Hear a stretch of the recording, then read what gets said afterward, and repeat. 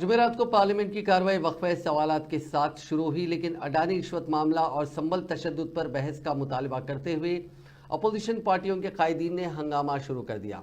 इस हंगामे को लेकर लोकसभा स्पीकर ने ऐवान की कार्रवाई दोपहर 12 बजे तक के लिए मुलतवी कर दी।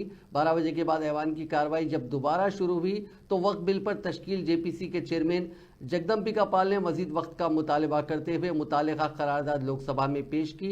इस करारदाद को मंजूरी भी मिल गई और इस तरह जेपीसी अब रवा सरमाई इजलास के पहले हफ्ते के आखिरी दिन यानी 29 नवंबर की जगह बजट इजलास 2025 के आखिरी दिन अपनी रिपोर्ट ऐवान में पेश करेगी।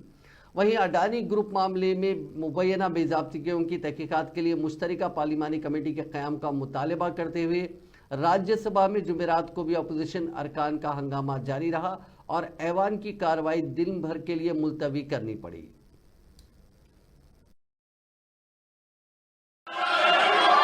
Honorable members, this chamber is more than just a house of debate. Our national spirit has to echo from here. Parliamentary disruption is not remedy, it's a malady. It weakens our foundation. It slides Parliament into irrelevance. We must continue to have our relevance. Honorable members, when we engage in this kind of conduct, we deviate from constitutional ordainment. We show our back to our duties.